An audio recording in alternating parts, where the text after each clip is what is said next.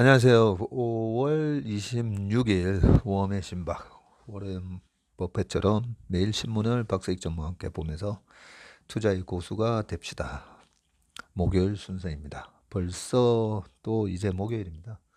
네, 시장은 왔다 갔다 하면서 미국 시장 굉장히 험악한 분위기 연출해도 우리 코스피는 2600에서 아주 잘 버티는 모습이 나오는데, 우리 시장이 보면 항상 좀 선행성이 있다고 했잖아요.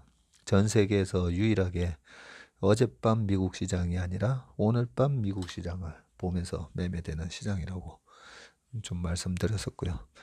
그리고 조금 시계열을 좀 길게 가져가도 2018년도에도 우리 시장은 1월 달에 고점을 쳤고요. 미국의 고점은 2018년 그때 10월 초부터 이제 시장이 막 무너졌었잖아요. 예, 그런 식으로 좀 빠릅니다. 빠르고 바닥을 잡는 것도, 우리 시장은 당시 2018년 10월 달에 미국 시장이 11월, 12월 추가적으로 이제 빠질 때도 우리 시장이 이제 안 빠집니다. 안 빠지는 모습 나오면서 먼저 이제 바닥을 잡는 그런 모습도 나왔고, 그래서 그 미국 주식도 많이 하시고 국내 주식도 이제 많이 하시는데, 어 제가 저번에 그런 말씀 한번 드렸잖아요. 외신에서는, 외신뿐만 아니라 저기 이제 미국에 또는 뉴욕에서, 뉴욕이나 런던에서 운영하는 펀드 매니저들이 한국의 수출 동향하고 한국 주식 시장을 굉장히 모니터링을 많이 한다고요. 왜냐하면 이렇게 선행성이 있기 때문에 전 세계의 소비 패턴과 어떤 인프라 투자에 있어서 주요한 부품이나 여러 가지 제품을 아주 고퀄리티로 즉각 이제 제공해주는 나라가 우리나라다 보니까, 그래서 우리나라 시장의 선행성이 좀 있습니다. 단지 이제 그 미국이 어떤 혁신을 늘 주도한다 했잖아요. 미국이 이제 퍼스트 무버가 되고 우리가 빠른 세컨드 패스트 스트래티지를 쓰다 보니까, 빠른 이등 전력을 쓰다 보니까 우리 기업이 약간 그런 미국의 혁신 기업의 퍼스트 밴드와 같은 제1 하청업체 같은 그런 역할을 좀 해서 영업이익률이라든지 어, 수익의 안정성은 좀 떨어집니다. 안정성은 떨어지는데, 음, 주가의 그런 안정성이 떨어짐에 의해서 이제 PER이나 PBR 같은 멀티플도 좀 낮죠.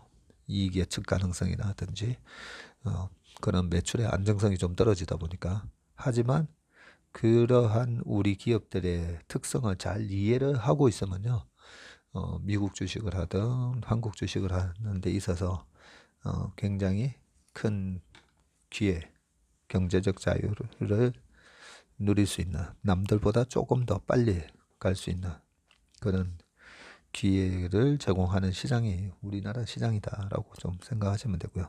그런 우리나라 기업들의 변화에 대해서 또 바로바로 매 눈으로 이렇게 기사를 써주시는 기자분들이 계셔가지고 우리가 신문을 통해서, 예, 결국은 한국 기사이긴 하지만 글로벌 기업들 소비 그리고 국가들 정책 변화가 어떻게 지금 이루어지고 있는지를 매일매일 이렇게 신문에서 알려줍니다. 그런 의미로 우리가 신문 봅시다를 꾸준히 보시면, 예, 반드시 투자의 고수가 되실 겁니다. 조선일보 기사인데요. 구글 워치 나와도 삼성과의 협력은 더 강화될 것이다 라고 아주 내용이, 제목이 좋습니다. 그 순다르 피차이 구글 CEO, 이분도 이제 인도에서 오신 분이죠. 24일 관담회에서 구글은 AI를 사람에게 도움이 되는 방식으로 적용하기 위해 고민해 왔다며 AI를 통해 하드웨어와 서비스 개선을 이루겠다고 말했다 라고 얘기되어 있습니다. 아시아 태평양 기자들과 온라인 인터뷰를 했었네요. 보니까 구글에는 소프트웨어 말고도 하드웨어 유산이 있다라고 소개하면서 구글이 안드로이드 기능을 강화하고 각종 서비스를 만들며 소프트웨어에 치중했지만 사실은 오래전부터 자체 맞춤형 서버를 만들고 데이터 센터를 구축하며 현 하드웨어 사업의 명맥을 이어왔다는 것이다. 피차이는 초기 구글의 사진을 보며 레리 페이지와 세르게이 브린 두 창업자가 소프트웨어가 아닌 하드웨어를 연구하는 장면이 있다고 했다. 피차이 CEO가 하드웨어 이야기를 꺼낸 이유는 최근 구글의 행보와 맞닿아 있다. 구글은 지난 11일 연례 개발자 대회인 구글 I/O에서 스마트워치와 무선 이어폰, 스마트폰, 태블릿, 스마트 글래스 등 6개의 새로운 하드웨어를 선보였다. 테크 업계에선 소프트웨어 중심이던 구글이 애플처럼 통합 생태계 구축을 위해서 하드웨어로 진출하고 있다고 평가했다. 구글도 이러한 욕심을 숨기지 않았다. 피차이는 우리는 AI와 서비스, 소프트웨어와 하드웨어를 접목해서 기술 개선을 이룬다는 독특한 접근법을 갖고 있다며 여러 하드웨어가 자연스럽게 연결되며 사용자를 위한 최첨단 컴퓨팅 파워를 구축하는 것이 비전이다. 예, 아주 중요한 구절이 나왔네요. 여러 하드웨어가 자연스럽게 연결되면서 사용자를 위한 최첨단 컴퓨팅 파워를 구축하는 것이 구글의 비전이다라는 부분입니다. 삼성과 협력 경쟁의 관계로 구글이 자체 하드웨어 생태계 구축에 나서면서 테크 업계에서는 삼성전자를 주목했다. 그동안 구글은 소프트웨어를 하고 삼성전자는 하드웨어를 제공하는 식으로 협력해 왔는데 이제 경쟁 관계가 되는 거 아니냐는 분석이다. 이에 대해 피차이는 삼성과는 작년보다 올해 더 좋은 조건에서 더 많은 협력을 했다며 앞으로도 긴밀한 협력 관계를 유지할 것이라고 했다. 그는 하드웨어 비즈니스가 확대돼도 구글은 삼성으로부터 많은 부품을 구매하는 고객사라며 협력과 경쟁의 공존은 산업의 자연적인 진화 과정이라고 했다. 피차이 CEO는 구글의 하드웨어 개발이 안드로이드 생태계에 도움될 것이라고 말하면서 또 건강 추적 기능을 픽셀 워치에 도입하면 향후 안드로이드 기반 스마트워치 제조사들도 이를 활용할 수 있게 된다. 이는 개발자들이 구글 안드로이드 플랫폼에 더 관심을 갖도록 만들 수 있다라고 하고요.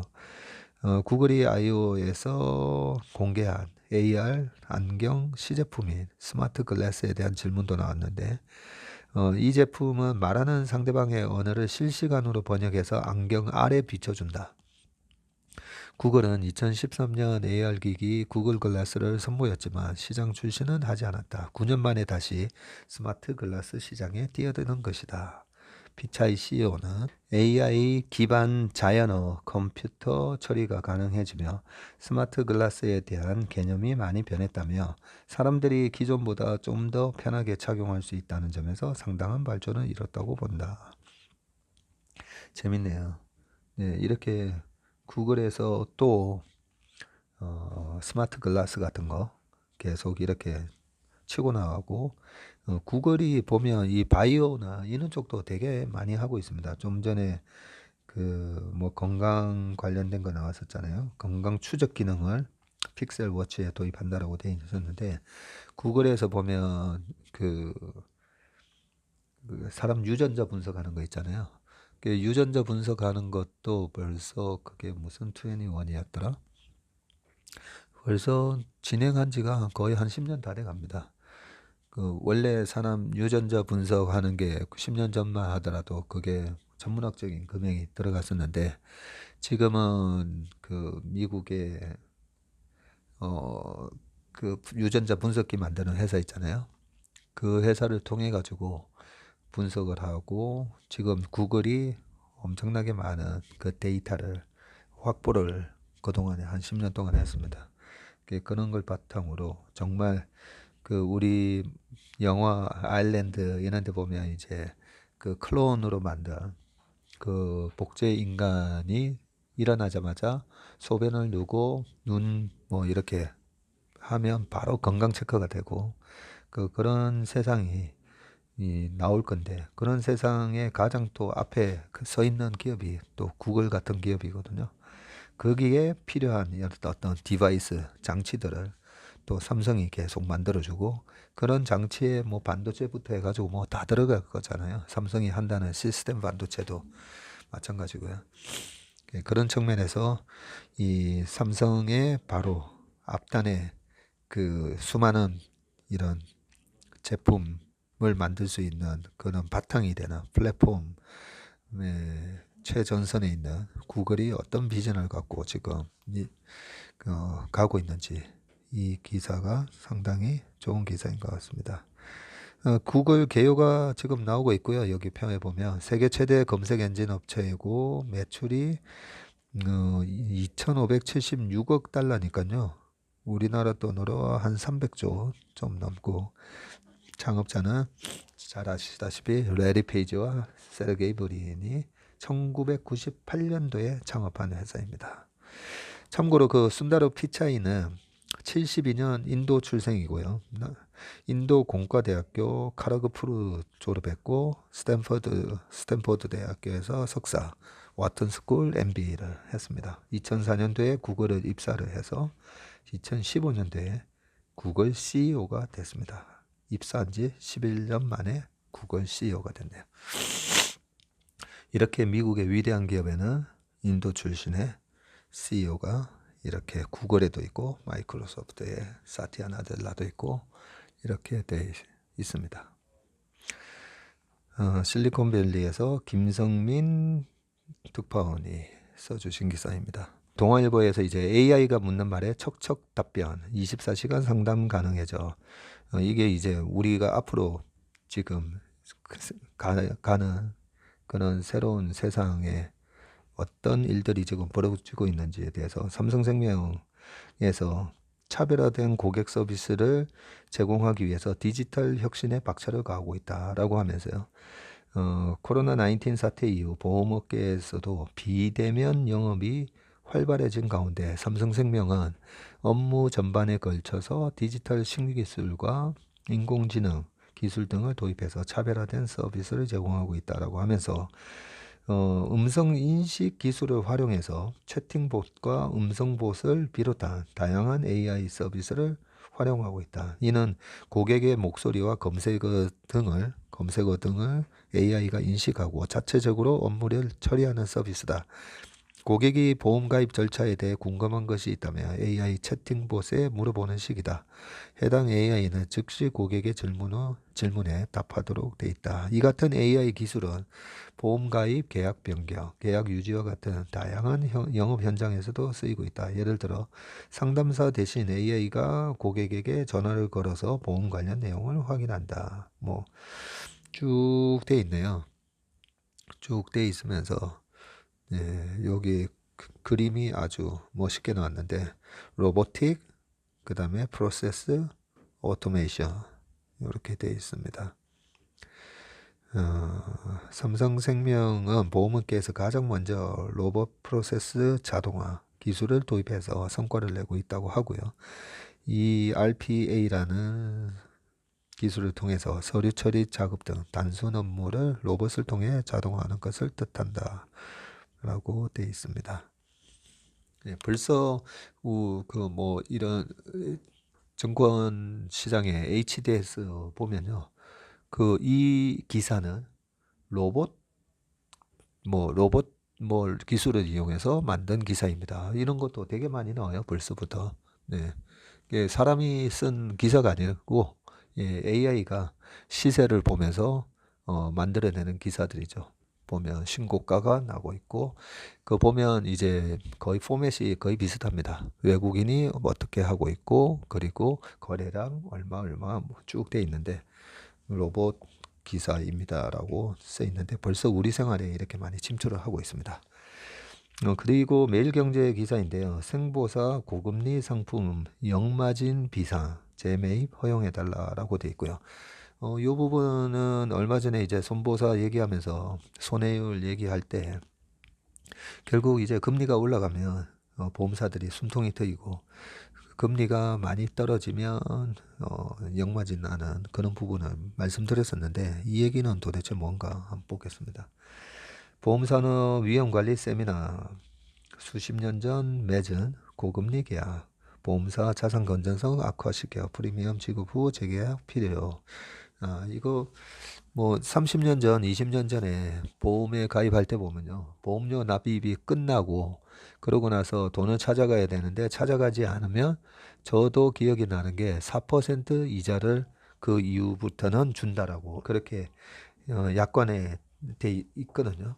그러면 과거 30년 전에는 아유 뭐 금리가 7% 10%였으니까요. 4%가 굉장히 박한 이자였는데 지금은 4%뭐 엄청난 거잖아요.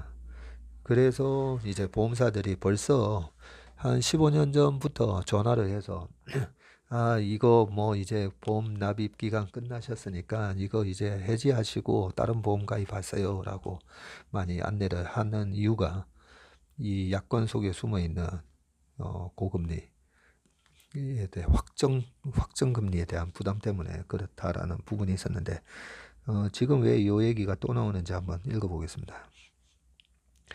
1분기에 지급 여력 RBC 비율이 급락하면서 보험사 자산 건전성의 경고등이 켜진 가운데 보험산업 리스크를 관리하기 위해 미국처럼 계약 재매입 제도를 도입해야 한다는 주장이 나왔다. 과거 확정형 고금리 7에서 8%로 판매했던 저축성 보험의 역마진이 확대되고 있으니 회사가 가입자에게 웃돈을 주고 다시 사올 수 있는 길을 열어달라는 것이다. 업계에 따르면 이들 고금리 상품과 관련해서 주요 생보사들의 최근 5년 역마진은 6조 원을 훌쩍 넘는다. 지광훈 군산대 법학과 교수는 25일 윤창현 의원실과 생명보험 손해보험협회 주최로 열린 보험산업 리스크관리 토론회에서 이 같은 제안을 했다라고 되어 있네요. 제가 좀 전에 얘기했던 얘기가 다 나오네요. 시중금리가 10에서 13%에 달하던 1990년대에 판매된 연금보험과 저축성 보험 등이 대상이다. 당시 보험사들은 당국이 정한 예정이율 7에서 8%로 보험 상품을 판매했는데 매년 1조에서 2조 원의 역마진을 감소하고 있는 실정이다. 한 생보사 관계자는 이대로라면 앞으로 수십 년간 엄청난 손실을 감수해야 하고 심하면 파산까지 내몰릴 수 있다며 금리가 과거 수준으로 오르지 않는 한 보험사 노력으로는 해결 불가능한 문제라고 했고요. 실제로 일본은 1990년대 버블 붕괴 이후에 저금리 기간이 길어지면서 2차 역마진 문제 등으로 8개 보험사가 연이어 파산한 전력이 있다. 일본은 뭐 벌써 이 제로금리 마이너스 금리가 있는 상황이었기 때문에 네, 아직까지도 과거에 이제 팔아놨던 이런 고금리 상품 그러고 보니까 저도 2005년 그때 당시에 친구 부탁으로 해가지고 보험을 들 때 저는 저축성 보험만 들었었거든요. 그 보험이 지금 어떻게 돼 있는지 한번 봐야 될 것 같습니다. 그리고 한국경제에서 은행 신용대출 금리가 연 5% 돌파, 주담대 주춤이라는 기사이고요. 5대 신용 은행의 신용대출 평균 금리가 지금 표에 나오고 있는데요. 2월 달만 하더라도 다 4% 초반, 중반이었었는데 신한은행만 4.75에서 지금 4.79고 국민은행은 4.69에서 5.1로 올라갔네요. 그리고 농협이 4.2로 제일 낮았었는데 지금 4.49% 신용대출 평균금리라고 되어 있습니다. 기준금리의 상승 여파로 은행에서 신용대출을 받을 때 적용받는 평균금리가 연 5%를 넘어섰다. 은행들은 대출자가 매달 갚아야 할 원리금 부담을 줄여 대출 진입 장벽을 낮추기 위해 최장 10년 만기 신용대출 상품을 속속 내놓고 있다. 일부 은행은 대출을 늘리기 위해서 주택담보대출 금리를 깎아주고 있다. 7년 만에 신용대출 금리가 연 5% 돌파네요. 7년 만이면 2015년도에 5%였나 보네요.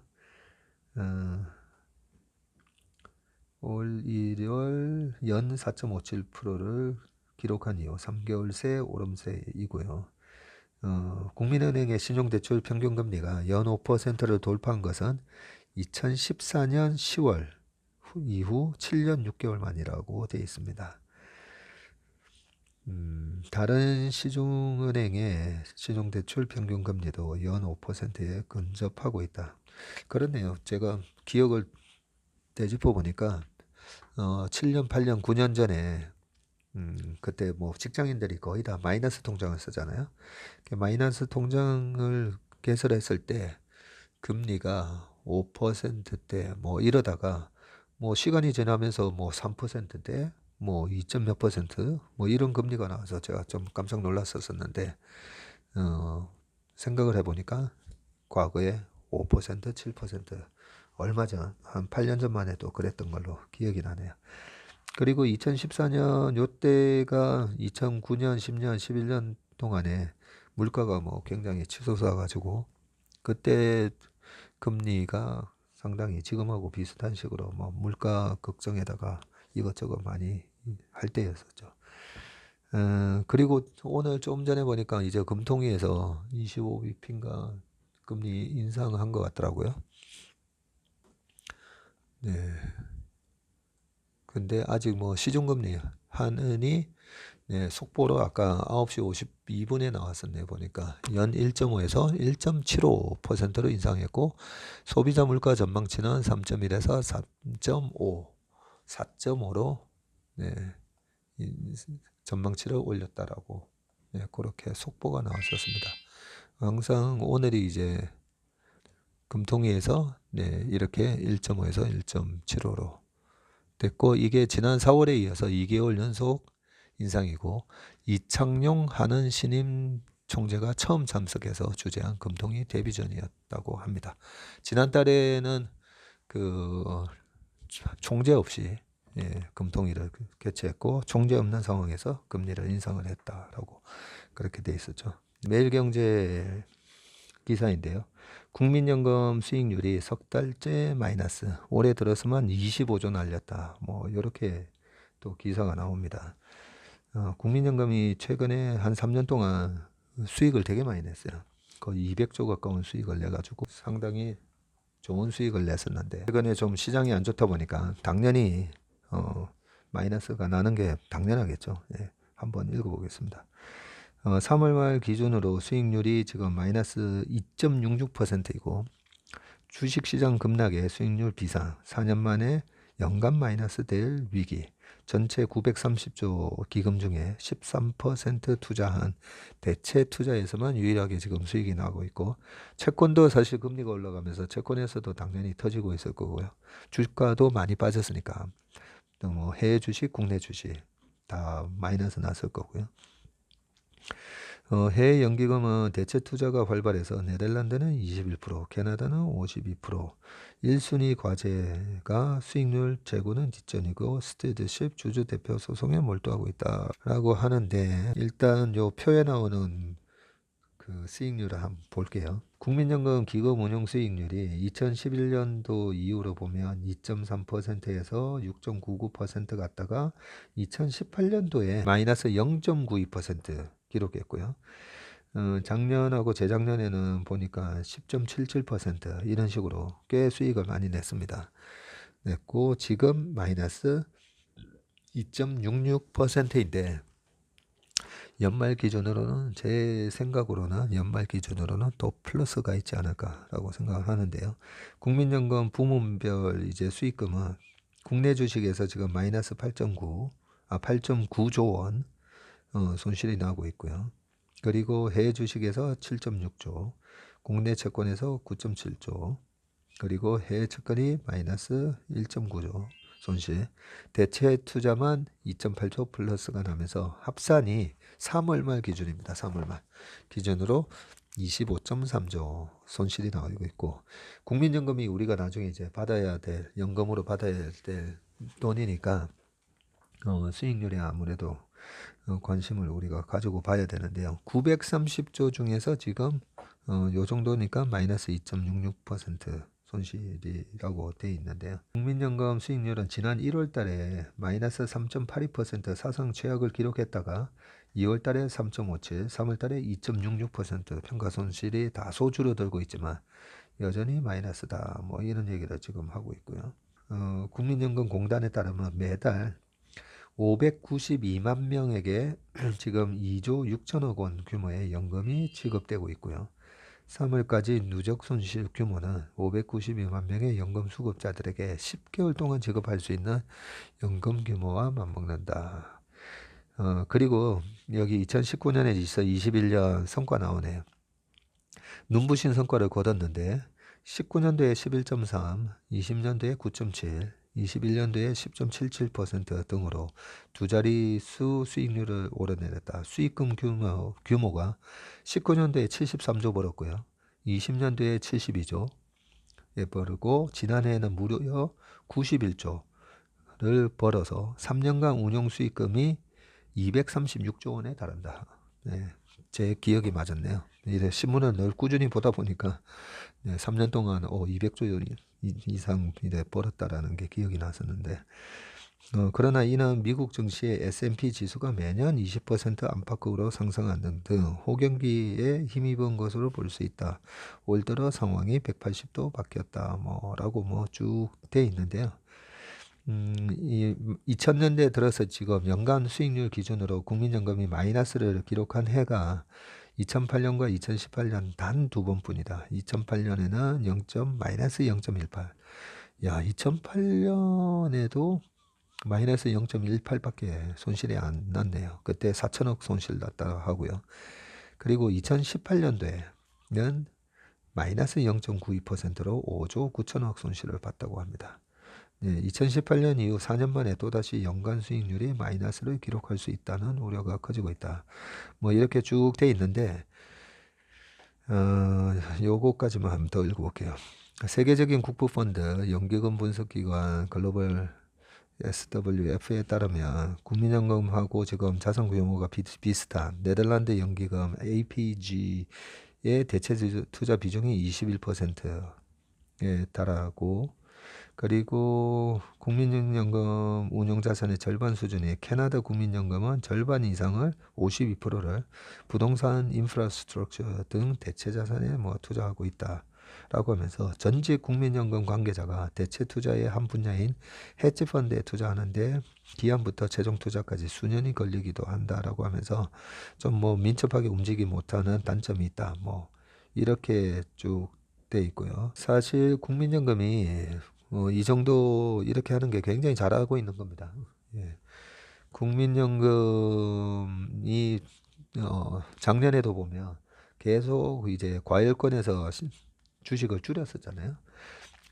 조금 너무나 이제 좀 단순한 방법이긴 한데 우리 투자자분들도 조금 이제 국민연금을 따라 할 필요가 있는 게 국민연금이 작년에 계속 주식 팔면서 했던 얘기가 그거잖아요. 전체 자산에서 국내 주식에 대한 투자 비중은 16.8% 이렇게 정해놓고 전체 자산에는 이렇게 대체도 있고 채권도 있고 여러 가지가 있는 거죠. 그 부분에 있어서 주가가 막 이렇게 두 배로 막 뛰고 하면 16.8%가 아니고 32%가 될 거잖아요. 그죠? 그렇게 되면 그 목표한 그 에셋 로케이션 자산 배분에 있어서 주식 비중을 나는 무조건 16%로 가져갈 거야 라고 하면 그 주가가 올라오면 올라올수록 계속 때려야 되잖아요. 그렇기 때문에 계속 판다라는 얘기를 했었고요.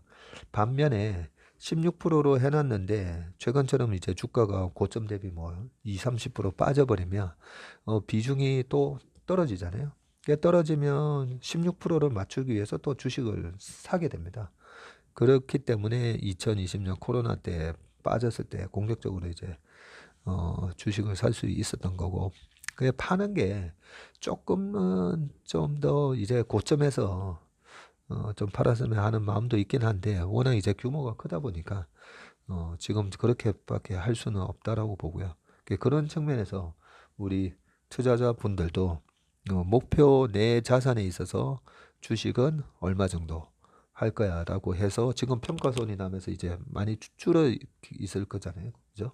이럴 때 이제 늘리는 게 맞습니다. 그건 뭐 제가 말씀을 안 드려도 요즘 오늘 우리 개인 투자가분들이 알아서 잘 하셔가지고 마지막 기사 요거 하나만 보고 끝내겠습니다. 동아일보에서 나온 기사인데요. 3월 사망이 67.6% 늘고 출생이 4.2% 줄면서 인구의 자연 감소가 사상 첫 월 2만 명 돌파라고 나옵니다. 통계청에서 코로나 정점에 사망자가 급증했고 1분기에 합계 출산율이 0.86명으로 역대 최저고 정부 저출산 초고령화에 적극적으로 이제 대응하기 위해서 인구정책기본법 제정을 또 추진한다라고 하면서 아무튼 3월 인구가 사상 처음으로 2만 명 넘게 자연 감소를 했다라고 합니다. 3월 달에 출생아 숫자가 2만 2,925명이고요.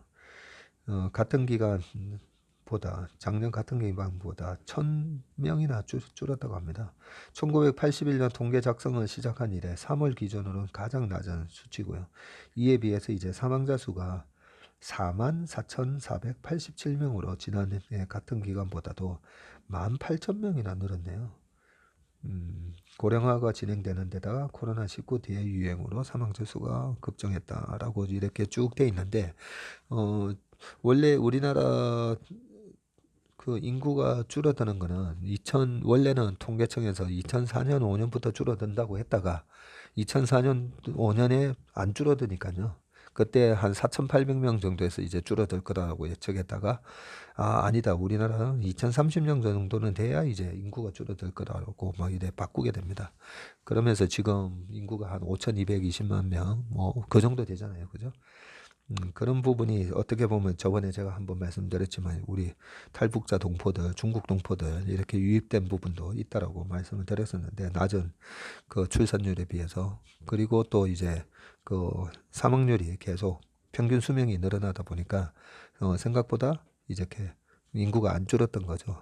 그런 부분이었는데 처음으로 이렇게 2만 명 줄었다고 하니까 좀 깜짝 놀라서 읽어봤습니다. 이 추세가 자연 감소 추세가 계속 이어지는 건지 아니면 다시 회복을 하는지 볼 필요가 있는데 지금 여기 표가 나오는데요. 인구 자연 감소 추이가 계속 마이너스로 들어갔네요. 보니까 2021년 10월 달에도 마이너스 7,000명, 11월 달에 마이너스 8,570명, 12월 달에 14,550명 줄고 계속 5,000명, 8,000명 또 이번에 2만 명. 이 부분은 조금 한번 심각하게 좀 생각을 해봐야 되겠네요. 오늘 주요 기사는 여기까지입니다. 오늘 하루도 건강하고 행복한 하루 보내시기 바라겠습니다. 감사합니다.